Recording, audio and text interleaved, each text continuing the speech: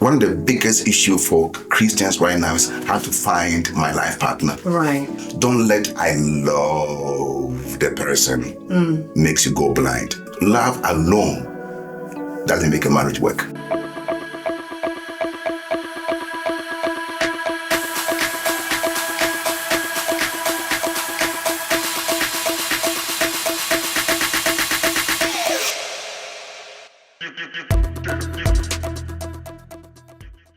Hello, world, and once again, welcome to Nana Frema's TV.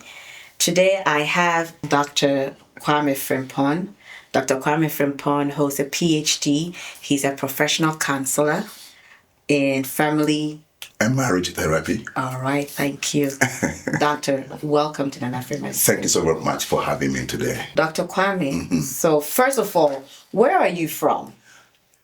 I am from Ghana, West Africa. Okay. Born and raised in Ghana. Okay. Yes. Okay. I'm a Ghanaian. Okay. You're known for writing books about family. You're known about family counseling.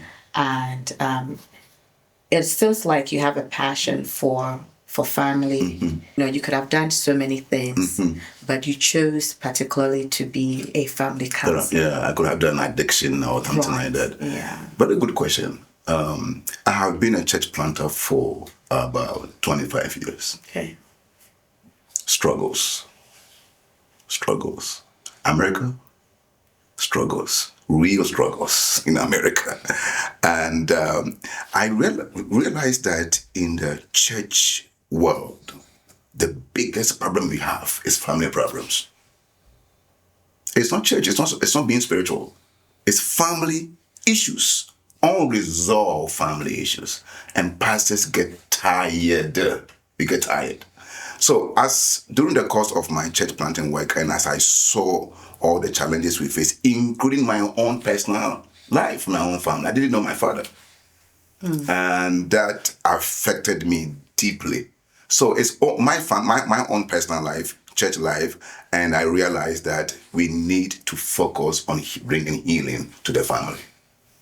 So I went to school to study human behavior, to study psychological issues, emotional issues, mental issues, so that I can be in a better position to help myself and to help somebody else. Wow.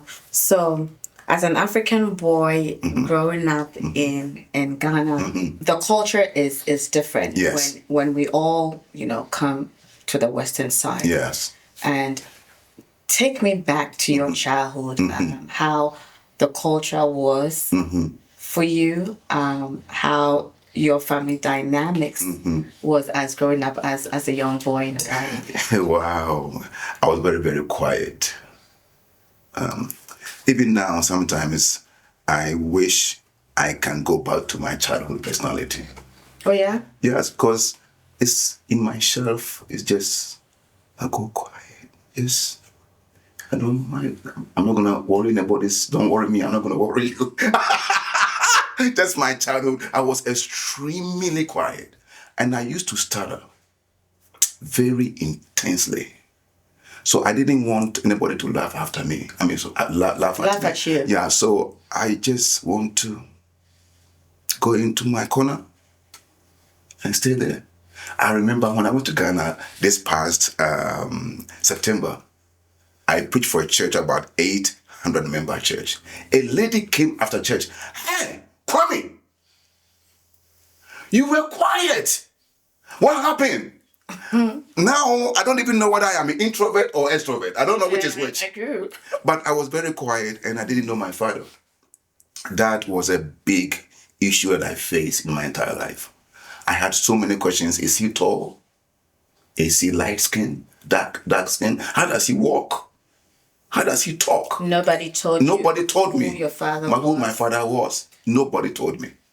And one day I went to Adum Kumasi, and a friend of mine, his father says, "Kujo, have you eaten?" And I started crying because I never got that from my daddy. And who was that? His Kujo's daddy asked Kujo if he has eaten. Oh. And that now triggered me. I see. It triggered me because I wish a daddy would say, "Kwame, have you eaten? So you didn't know him because was he dead or was he alive, but he was just not in the picture? He was just not in the picture. Okay. So around about 18 years old, and my auntie told me that my father's sister had come to the house. So I went to her to show me my daddy was, and then she told me to go talk to my sister on my daddy's side. I never knew my sister, and when I went to my sister's house, my auntie says, "The two of you talk." I was frozen. Of course. I'm very shy. What do I tell my sister? So I stood somewhere, she stood somewhere, and everybody's looking at their own somewhere. That's the best I can put it in the English language. Right. But then she says, "Do you want to go see daddy?" And I said, yes. So she gave me a transportation. And this was when you were 18 I years was around old? about 18 years old. Your first time? First time. Wow. So I went to my daddy. I feel like crying right now. I went to my daddy, and he was false prophet stuff. I don't know how you call it, how they bless the water and give to people, that kind of thing in Africa. So your dad is a pastor. He was a pastor. Right. And when I went in down there and I saw his wife, she said, "Who are you?" I said, "My name is Kwame, and I'm looking for my daddy." Then she left me and went to the temple where they were. And then she said, "Kwame, come in." So when I went, I didn't remove my shoes. They said, "Young man, go remove your shoes." So I went back, removed my shoes. And so I went to the temple. There were 4 men there. And then somebody says, "Young man, what are you here for?" And I said, "My name is Kwame, and I'm looking for my daddy." And one of the men says, "I am your daddy." Wow. So I did what women do. I look at him like this. I look at his feet. That's what I did. I just wanted to. I didn't say a word. Did he say something? He said, "Kwame, have you eaten?" And I said, "Yes." At that point, I didn't know what else to do. And You never asked him questions. Why weren't you here? I asked him those questions later on. But on that day, I guess what I wanted to see was how he looks like. Did it bring that fulfillment? I don't know what it did. Like tears on my eyes right now. But I think it did something. I don't know what it did. But at least I had a closure about who my daddy was. And then later on, some other time I asked him why. And I don't know what he said. So after that, did you had a long-term relationship with him, or Yes. was he willing to have a long-term relationship with you? I don't know what that means. But I will go to him and I'll visit him. I will send him some money every now and then. Oh. But he never came to. I invited him for my engagement. Did he come? Did he? No. Oh. No, he didn't come. He didn't show. That's very deep. Thank you for opening that part. Thank you. For me. So No, that's very important. And as a therapist, I encourage parents to ensure that your child's father is in their life, because my father passed 2 years ago. And I told my pastor that I couldn't do any funeral here in America. You know why? there's no relationship. There's no relationship. Although we talk and all that, but I don't want to pretend. No, I don't have any bitterness. Neither did I have any bitterness. But I wish it was more. Right. Yeah. I mean, if there's no relationship, there's really nothing to speak. What? Yeah. What? Speak of. Then you sit in the funeral. Are you going to cry? Right. Are you going to find your face? Right. What are you going to do? Right. And but we send money to help with the funeral, and I am close to my brothers and sisters on my father's side. Okay. Because when he passed, I was told that there were other 3 siblings I have, but I don't know them. Wow. And so if your father, and we are talking about this, children are counting on us. Mm. Yeah. Mm. All right. So at the age of 18, Yeah. you met father, and Yeah. then you were still in Ghana. Yeah. So at what point did you transition to what came about, you coming to, coming to the Western To the Western world. Yes. Yeah. Yeah. So my mother had been living in Europe Okay. for a long time. Right now, she's been in the Europe for about 45 years. Oh, okay. And so she actually fought for me to come to join her in Europe, and I had gotten the call of God. So, 1989. I had been doing ministry since 86. Okay. But 89, I had a dream, and in the dream, I heard a voice: "Stop and do the spiritual business." And I knew. What does this mean? Exactly. I told my wife said that demons in my family, we need to kill them. We need to, do the spiritual battle. So but Miss Frema, I knew on the inside of me, it was God's calling. But I was scared. I don't talk. I mean, I have friends who speak English, they know how to eloquent and dynamic. dynamic. They know how to use the word. You didn't have it. No, I don't have it. Can I say somewhere? I said, Lord, can I say somewhere in my own business? Maybe because you're Moses. So Moses, you know what? And I never responded to the call of God. I never. I knew on the same day I came to Kumasi. This happened in Koforidua. I had gone to a friend's house. When I came to Kumasi, a Pentecost prayer guy called my mom, my auntie, and said to my auntie, "This guy has a call of God, but he's running away." The book of Jonah, I never read. I knew there was Jonah in me. I was a Jonah. I never read the book of Jonah. And I would always have a dream. And in my dream, I would see a pestle and a mortal. Always. And I didn't understand. So one day I had an invitation to preach for Methodist Church, a Kasi Methodist Church. And I went down to preach. And after the sermon, a prophet by the name of Pastor Kwame Poku, he's in the UK, came there and he says, "God is calling somebody and you don't want to do the work." When he said it, I was in front. I went to the back. I don't want him to expose me. Please, let me... Let me mind my business. Let me mind my business. And I don't want any member of my family to hear that I have a call of God. Because then I have to fight that too. So I want to keep it. So I went to the back and then he came and held my hand. "You are the one." How old were you then? So I was about 22 years old when I received the call of God. And like I said, I would not respond because I was shy, afraid. And so when I went to the church and preached, and the prophet came there and said, "I am the one God is calling, but I don't want to do the work." And I went home and I began to say, every day I would see a pistol and a mortal, like the one that we pan fufu with, almost every day. So I went to the prophet and said, Prophet, why am I seeing this?" He says, "It's called dying to the flesh." I never heard that before. Dying. I said, "What does it mean?"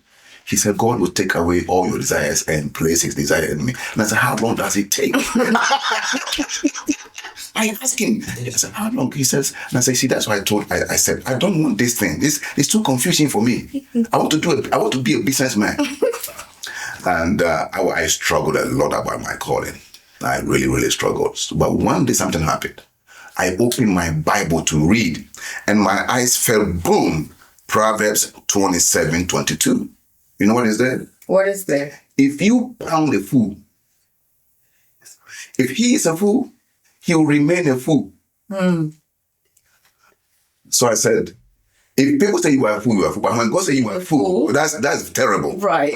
So I went on my knees and said, "Lord, I surrender." And here am I. Wow. The rest is history. That's amazing. So, we came to the Western world, Yes. and then coming in for greener pastures. Exactly. And how has the greener pastures? Are you seeing a lot of greens?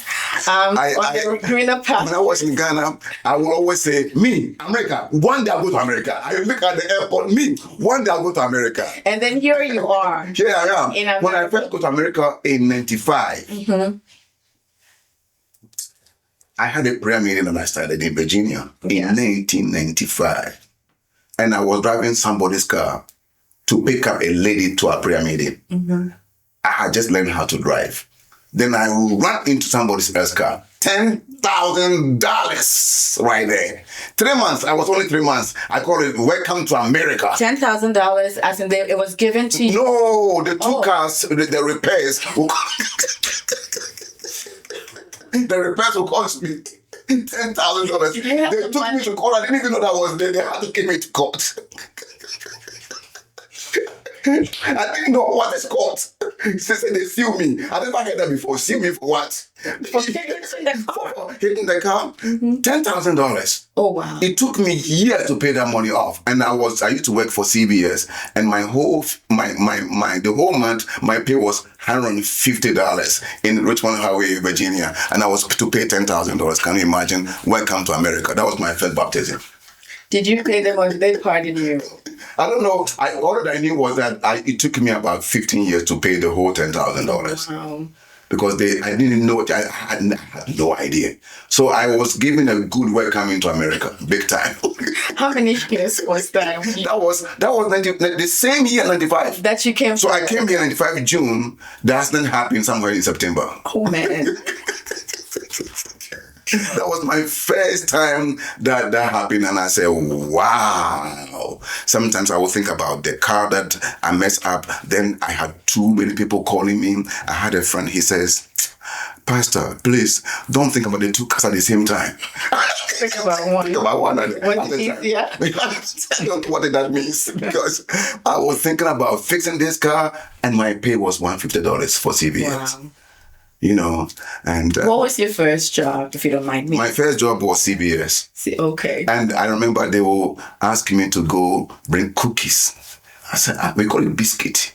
We don't say cookies. then I don't know what they're talking about. Right. They say, do this, put this on the shelf. I don't know what it means. Right. I struggled so much. 2 or 3 months, I just quit myself. I just left.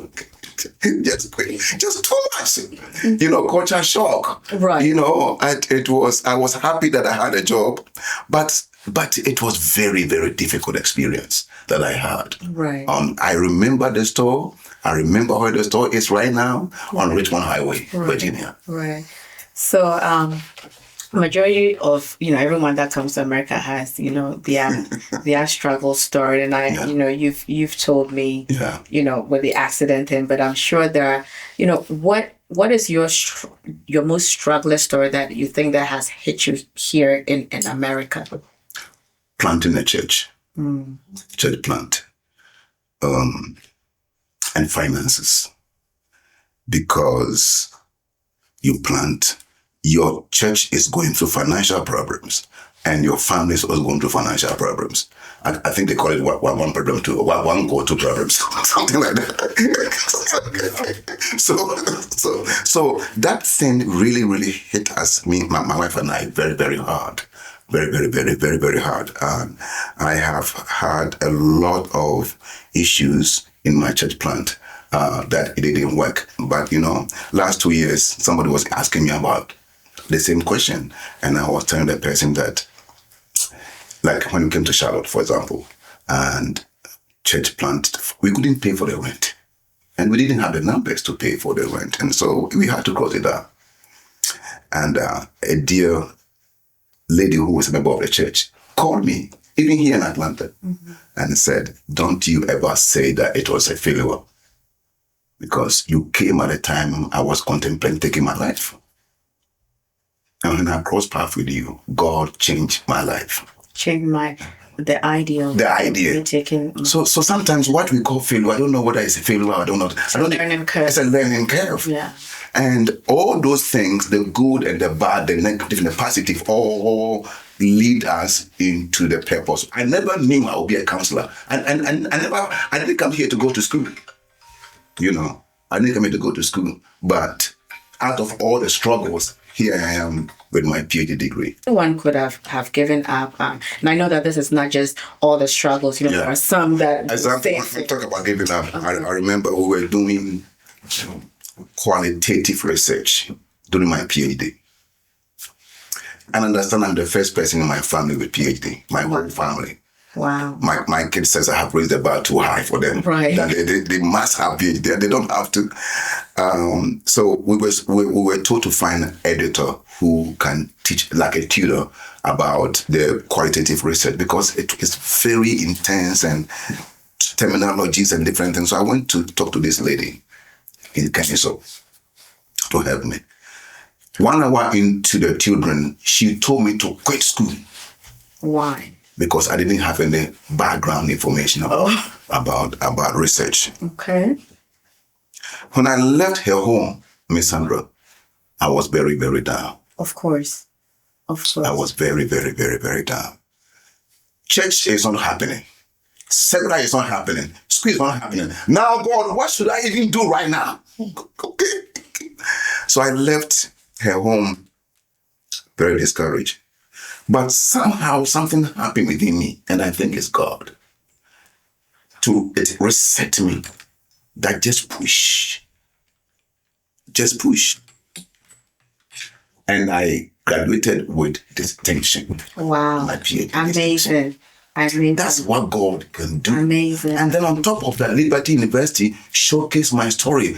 And they still showcase my story around the world. Oh, wow. Only God can do that. Yeah. Only God can do that. Yes, and out of that, you've written so many books. Yes. I believe I know about 5 books that you've written. Are they more than that? Yes. So I have Finding Him and Finding Her.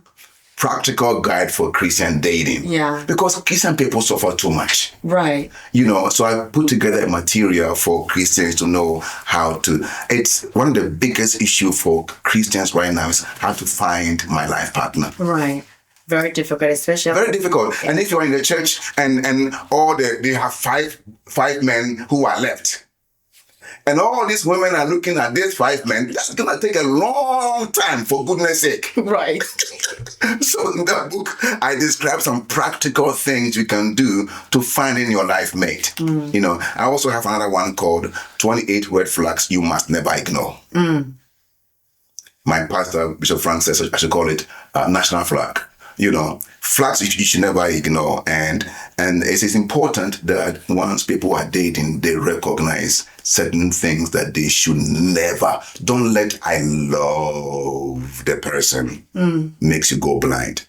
You know, that these things are love alone doesn't make a marriage work. Right, my father has said that. The first time You heard it. You struggle. I struggled with it. So I asked myself, well, I didn't go to him to ask him, but I had asked myself, what does it mean that, you know, love is not love alone is not enough. No, right? love It's not isn't enough, or it's not everything. Yeah. But there are many other things. But I understand now. I understand. Love alone, it doesn't make a marriage work. That's why the Indian marriage, they don't marry on love. They marry on trust. And then they build love. But American people go with the feelings of love. And then later on they say, hey, I don't even trust her. Because just Americans? Well, maybe other people. So we have Finding Him, Finding Her, then we have red flags. Then we have, I also have 7 ways of navigating red flags. Because there's a red flag, there's also a yellow flag. Yellow flag? Yes. What is that? Because the yellow one is negotiable. It's not red. It's not red. It's negotiable. But a red flag, you have to run. Right. You have to run, you know. So give us an example.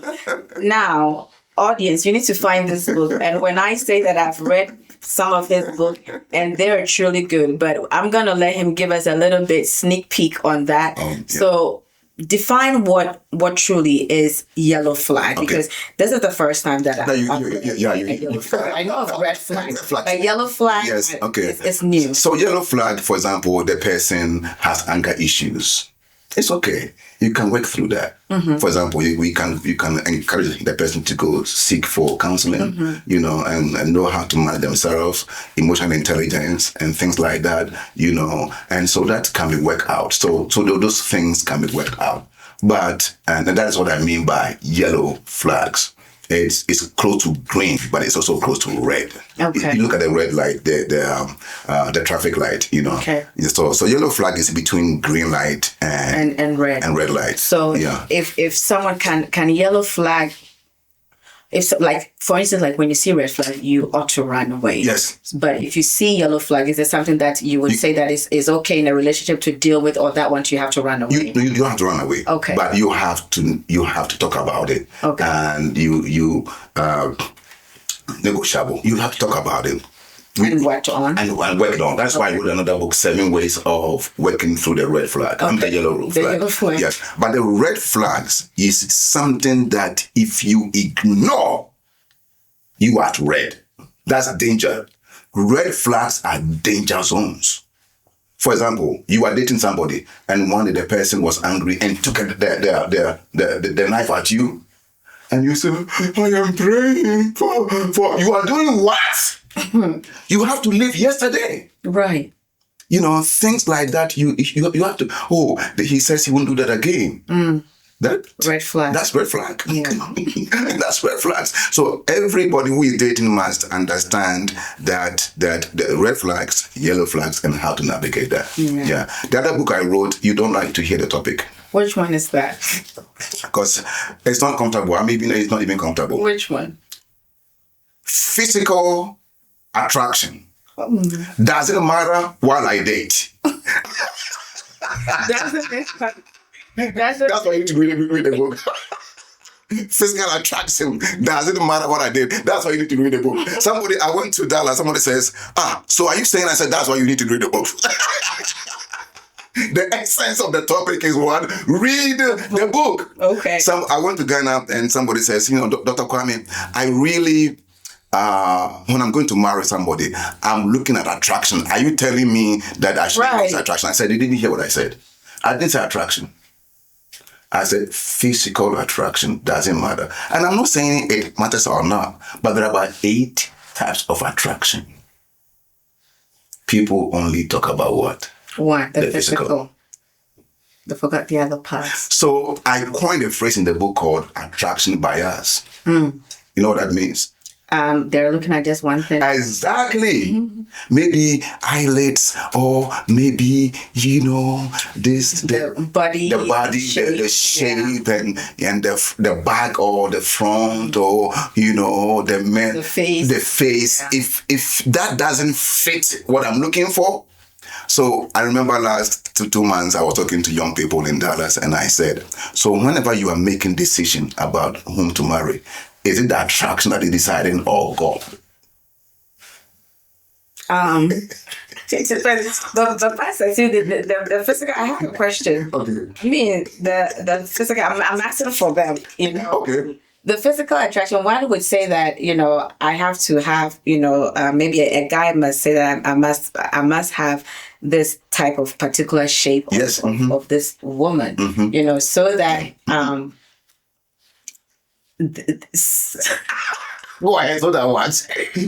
So that maybe they don't cheat or because they have that particular shape. Yes. It's comforting to them, it's satisfying to them. Exactly. So if that person has made that decision, so I think that in that case, if they look at, they have to have that. They have to have that. Right. Don't so they do. So when that thing does not, with time, something goes wrong, then what happened to love?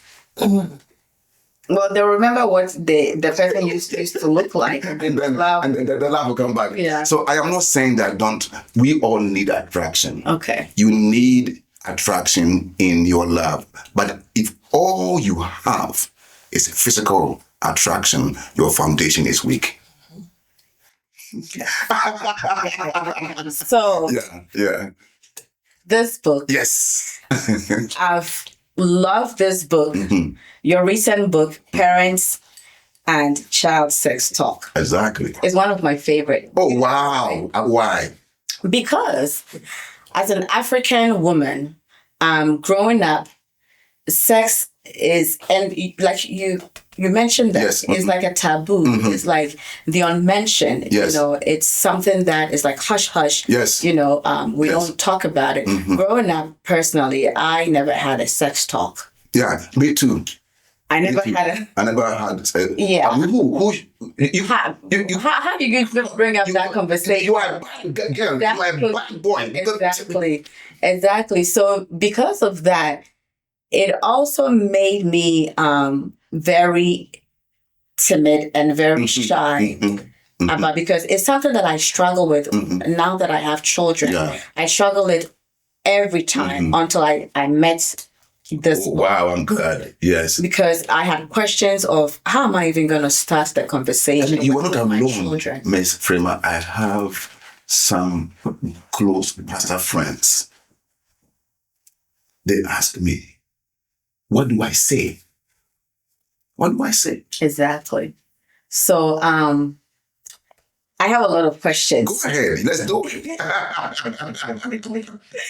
Okay. So one of the things that you say in this book is, I can't find my page, but I think I'll read off memory. Okay. You do talk about sex being a gift. Like, I still don't get it. Say that sex is a gift. How is sex a gift? Yeah. I call it the gift of sexuality. Sex is truly a gift from God. Oh, yeah? Yes. The only thing God uses to illustrate with his love and humanity is marriage. Okay. That is a beautiful thing in marriage. Very beautiful. It got distorted after the fall of man. Christian psychologists believe that when Adam and Eve fell, two things happened. The first thing that happened was their relationship with God was broken. But the next thing that happened was human sexuality was mad, was destroyed. And that is why we have all types of sexual problems in the world today, including identity and orientation. Many things happen after the fall. And then also, another thing that is very, very bad that happened was after Paul and Timothy and the church fathers, Paul died, the next church fathers who came said sex is dirty. That went on all the way until the Roman Catholicism started. And so the body of Christ, the Christendom, the church of God, kept quiet. They don't talk about church. So church is quiet, culture is quiet, family is quiet, and Hollywood said we have a business. That's right. We have a business. That's right. Everybody wants it, but nobody wants to talk about it. Yeah, it's like a big elephant. It's a big elephant in the room. Yeah. So truly, God designed in the marriage bond, sex is the most powerful means to say I love you. It's a treaty, and that is one thing that if you have sex outside of marriage, you experience mental issues because of sex is the center of your being, and you have to do it right to get its reward. Do you think that nowadays our churches? Do you think that our church is doing a good job in addressing sex issues? At all. Okay. We are not doing a good job at all because. Why do you say that? Because even in the marriage, a pastor and his wife have difficulty to talk about sex. It's a very difficult topic to talk about. Okay. And so, as a pastor, if I can't talk about it in my own team, do you think I can approach it in the church? Okay. So, what would be the icebreaker? The icebreaker is that we need to bring the conversation. We need to talk. Pastors, because people need answers in the church. People have real answers. People need to know different thing that is happening that needs to be addressed. And I think pastors have to wake up. And I have a program that I do. I train pastors actually how to start this conversation in the church in a way that doesn't come across like judgmental or blaming or accusing, but providing a safe place where people can share. I remember talking about in the church when I was talking about how your first sexual encounter impact the rest of your life. See, the reason why when a lady is sexually abused or molested, she develops a promiscuous lifestyle. Because your first sexual encounter leaves a template in the brain. And you always navigate towards that. And one lady says, now... So, sorry to cut you. So it's not really like a moral issue. So it's more of a trauma. Okay. Of a trauma in the brain. And that is what you always do. Because that is what happens. And the lady says, now I understand why I became highly promiscuous. Because I was sexually abused several times in my own home. And that leaves me. And we have also people who are married. They don't want to have sex with their partners because they get triggers. And they don't know how to process that. By the way, if somebody is watching us and that's your issue, you need to talk to a professional counselor. Right. And fortunately or unfortunately, that is my specialty. You heard him. So, in this book, you wrote that as parents, we have to have the sex education talk at the age of 13. Now, No. Before that. Before age, you have to start age 13. right from the day the child, yeah. Okay. So at what age is zero, it right? child zero. So in this book, I talk about what you talk about at every age. So I'm not saying that just say everything to a 1-year-old, 2-year-old, 3-year-old. There are steps. There are steps. Yes. So every age, there are things you do. Yes. If you don't do that and somebody abuse your child, they will not tell you. Okay. Because that conversation was never brought up. So at age 1, you talk about when somebody touches you, tell mommy or daddy. Tell mommy and daddy. Okay. And then at age 5, what do you say? If I tell you all that, you're not going to buy the book. You understand that, right? Give us. I'm trying to help you. So I categorize it from age 1 to 3. Okay. And then 3 to 5, and 5 to 7, and 7 to 10. So every age I provided things you can do for the age, and I provided good examples and bad examples so that you can now, go from there. So it becomes a resource material for you to always come back to. The most important thing, Miss Sandra, is that parents can provide a safe place. See, when the children know that I can ask my mommy or my daddy anything, they are not ashamed to come. Right. But if they know that you're going to say, shut up, then they will never bring it up. And if you wait too long and you're waiting for like 12 years, you are competing with what? The world. The world, friends, social media, and the internet. And the competition is very, very, very high. Parents, you can't compete with that. But if you have already started, but if you didn't start and you are hearing me now, at least get a conversation started. Yeah. And provide a safe place. Yeah. Pastor, in your book, you did mention about sexting. So does sexting exist just between the adolescents or like in young? I mean, now in our Western world, is it just happening in our Western world, or do you think that is also happening everywhere? Okay. Sexting is going everywhere. Why do you think sexting is so popular nowadays? It is because it's like fun. For them, it's fun. And they communicate by that. Take a picture of yourself, send it to me. If you don't, I will dump you, I will leave you. And it's putting a lot of pressure on the minds of especially the ladies. And they are sending a lot of information because everybody is doing it. If you don't do that, you don't fit in. And that sense of belonging it's a big area that is causing this sexting going on, and it's causing mental health issues, anxieties, depression, self-esteem issues. It's all mental health is what is happening right now, because they don't know the impact that this is having on them, and they can't talk at home about it. So whatever they face in school, they can talk about it. Yeah, Right. yeah. So it's a sense of belonging and fitting that is causing that to happen. And then lastly, one of my question, when you and I were talking, you did bring about your father's relationship and how it is important for fathers to be in the life of their children. When I read this, and then I was thinking of more of single mothers. Yeah. How about the single mothers when the father is not so much in the life of the children? How are single mothers going to handle? I'm telling you. Exactly. If you are doing this and their father is not in the picture, what do you do? First of all, I want to tell single mothers, not only single mothers, but single fathers as well. Right. Single parents. It's a tough single parent. Yeah, yes. Parenting. It's a tough place to be. It's a very, very, very tough place to be because it takes two to make it work.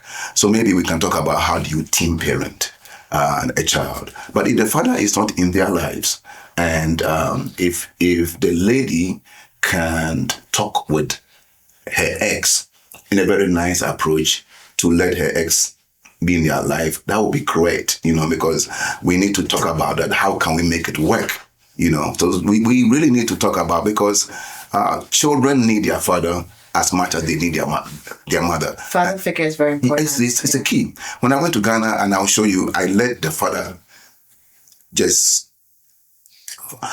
lay down on the carpet. And I called the wife to stand up. And I said that when God put Adam on the ground, what God is saying is that the fathers are the foundation. Mm. And it is important that a father really get closer to their children, because it affects their self-esteem. And one of the reasons why a lot of girls, for example, go into boys and enter into sex is because they are looking for a male affection. If they don't have it, naturally, they will seek for it. Right. But if they have it, they have it. Right. And it helps. So we need to talk about that and discuss how that can be possible. Okay. Yeah. Thank you, Dr. Frempong. So, Doctor, where if we're seeking to purchase one of your books, where can we find your books? Awesome. So they can find my books on Amazon. Okay. All my books are on Amazon. They can also go to my website. Okay. kflifecoaching.com. All right. Or follow me on social media, Dr. Kwame Frempong on Facebook. They can get all my information from there. Aside Facebook, where can we find you? They can also find me on Instagram. Okay. And X. Okay. And YouTube. I have a lot of videos. I was going to say that he has some videos. Yeah, 200 videos on YouTube. On YouTube. Yes. And then on YouTube, you are known as Dr. Kwame Frempong. Okay. Yes. All right. And, I talk about if my parents say no, what do I do? And then all that on my YouTube page. But I also want to tell your audience that I also teach. I have a program that there are 8 steps that I teach parents about. The first step, I use I create. I means interactive. How that you can have interactive with your child. C is create a safe place. The rest is in the book. So that you have to create a safe place so that you, the parent, become the go-to person for your children. Now, you don't have to have all the answers. You just have to provide a safe place. Thank you once again for sticking with me here on Frema TV. You know what to do. If you haven't subscribed yet, go ahead and hit that button.